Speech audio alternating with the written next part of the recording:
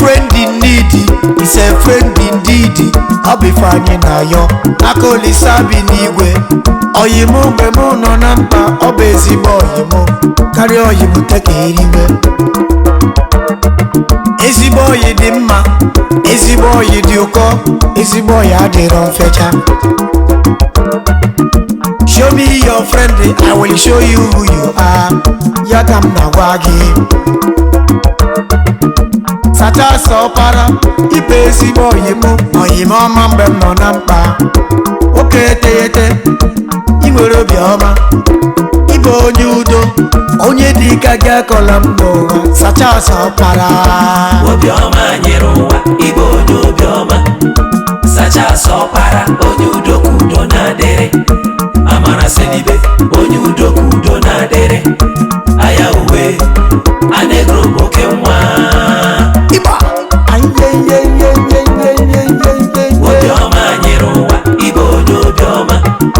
Sacha sọpara onye udo ka udo na-adịrị. Amara selibe onye udo ka udo na-adịrị. Aya uwe anegro oke nwa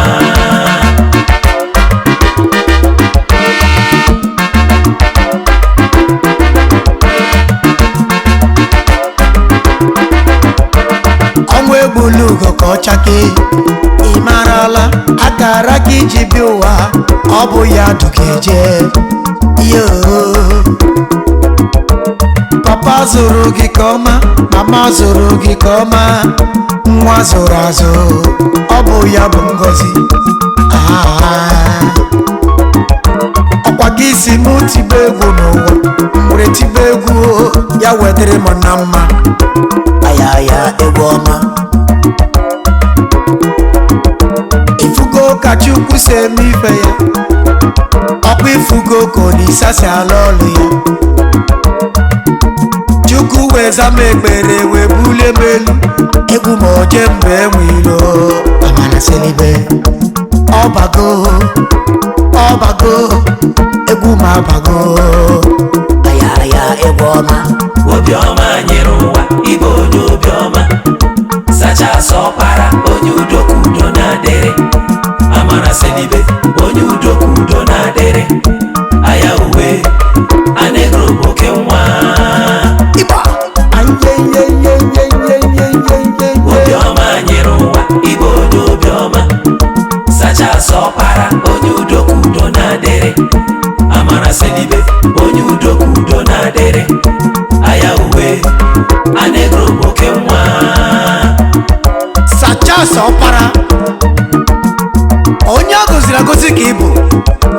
Ezi nwafọ isi ozi aka Jaba local government, Imo state of Nigeria. Onye ihe ọma na-adị mma. Ijere elementary school na Jos, jekwa n'isi ozi aka Jaba local government. Were gụchaa were banye Bishop Shanahan College Ọlụ, nke a na-akpọ BSc. Ịbụ onye ji anegoro were mara. 1977 ka ị gụchara na BSc Ọlụ, i wee were flying colors wee pụta. I mechara gbagowe Eko, Lagos State, ebe i jere wee rụọ obere ọrụ for few years before traveling to the United States of America, USA, for more university education.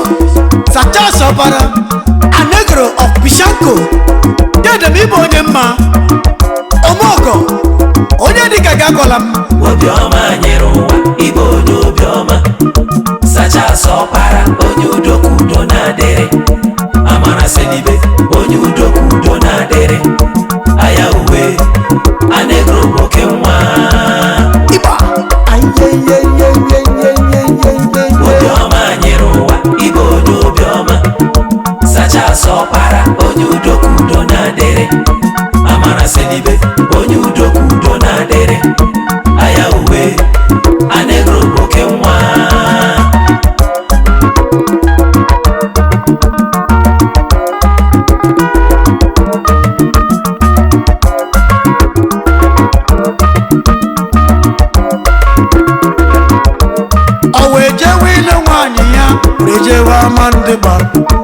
Ancient Kingdom. N'isi local government area n'Imo steeti ebe ọ fụrụ achara ugo ya nwanyị ọma ọla aka dị ya ugo dị ya ọmụma asarụ anyanwụ ụtụtụ Lady Princess Ngozi Ọbara, a virtuous woman, a woman of substance.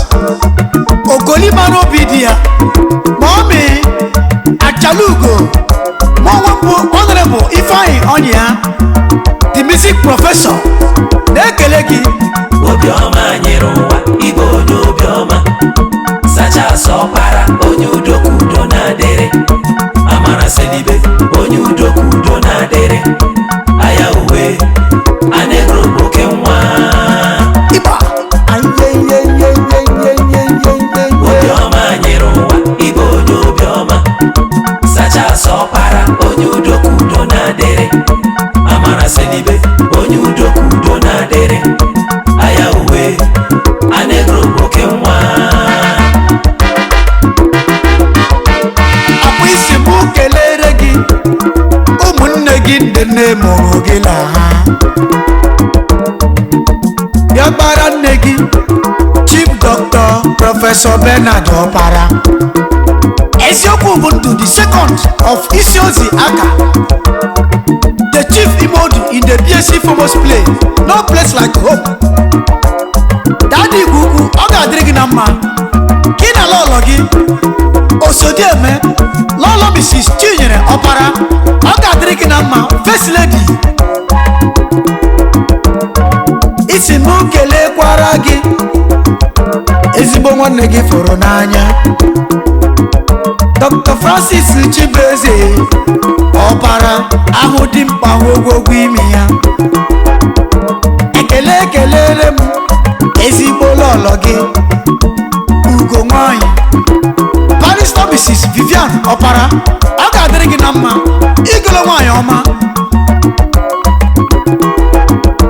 Isi m kelere gị ezigbo ọgọ gị ezigbo oge fụrụ n'anya ọgọ bụ Chionye Nze Dr. Patrick Emecheta Omega gị 1 na Amanduba Ancient Kingdom onye ukwu anyị jigeme ọnụ Imo steeti jigeme ọnụ awa chama birigbo ọ ga-adịrịrị gị na mma. Ọkwa isi m kelekwara gị Chief Sebastian Ofoji Omiyoma 1 of Isiozi Aka, Chief Birigbo kedu maka akụji egbe nke izuzu n'Ọka, Chief Leonard Ozemena akụji egbe Sachas Ọpara na-ekele gị ka ijebe Chief Jude Ugwuala of Ugbele Aka, Chief ọ ga-adịrịrị gị na mma ngwa Chinemelụ ka ijefe onye Nze Dr.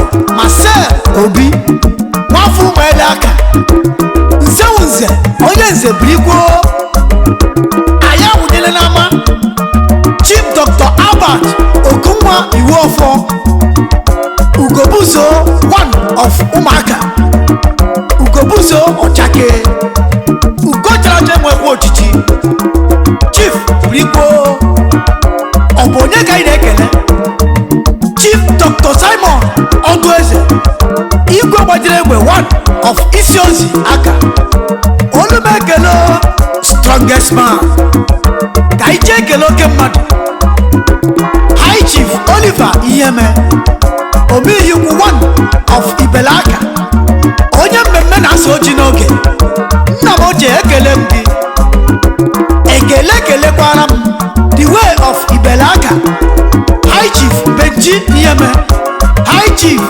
olumekele gị ọ bụ Sachas Ọpara Adegoro siri mụ kelee unu ncha ndị yama na dị mma. Obioma nyere ụwa, Igbo onye obiọma, Sachas Ọpara onye udokudo na-adịrị, amara selibe onye udokudo na-adịrị, aya uwe anegro oke nwa Iba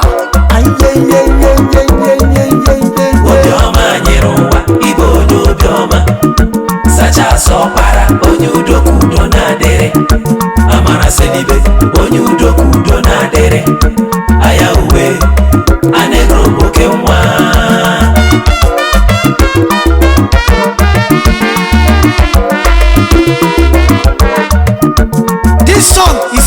dedication to the late parents of Sir Charles Opara, late Mazi Boniface Opara, Nai Ochirozo, Eziokwu Ubuntu Jesus, and his lovely wife, late Mrs. Cecilia Ogbonnaya Opara. Chief Boniface Opara, Eziokwu Ubuntu, Ochirozo, nwoke nwere obiọma, anyị achọghị ma anyị afụrụ gị, gị na-ala ọlọ gị, ewu nna anyị, ọ dịgo ka o si adị, iyo aha Chineke nara mkpụrụ obi unu na ndokwa.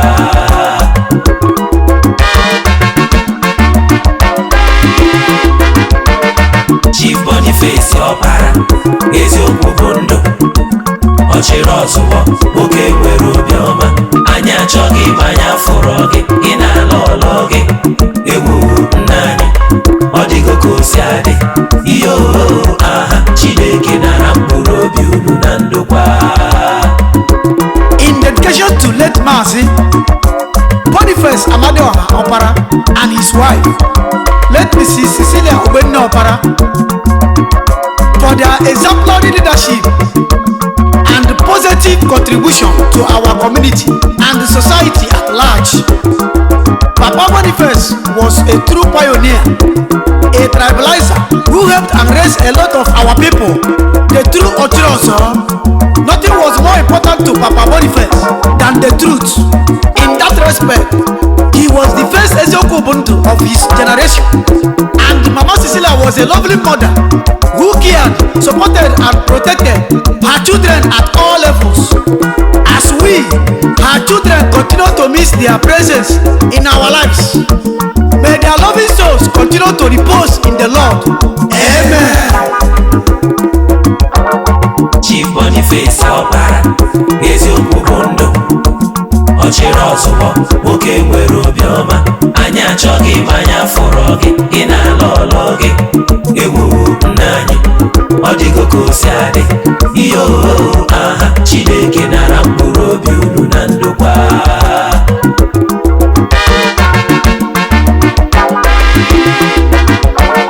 Chief Boniface Opara, Eziokwu Ubuntu, Ochirozo, nwoke nwere obiọma, anyị achọghị ma anyị afụrụ gị, gị na-ala ọlọ gị, ewu nna anyị, ọ dịgo ka o si adị, iyo aha Chineke nara mkpụrụ obi unu na ndokwa.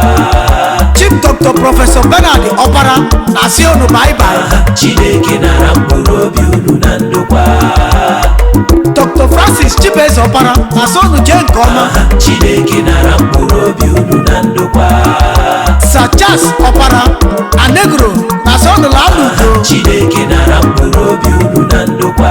Ndị isi ozi aka na-asị unu laa n'udo. Chief Boniface Opara, Eziokwu Ubuntu, Ochirozo, nwoke nwere obiọma, anyị achọghị ma anyị afụrụ gị, gị na-ala ọlọ gị, ewu nna anyị, ọ dịgo ka o si adị, iyo aha Chineke na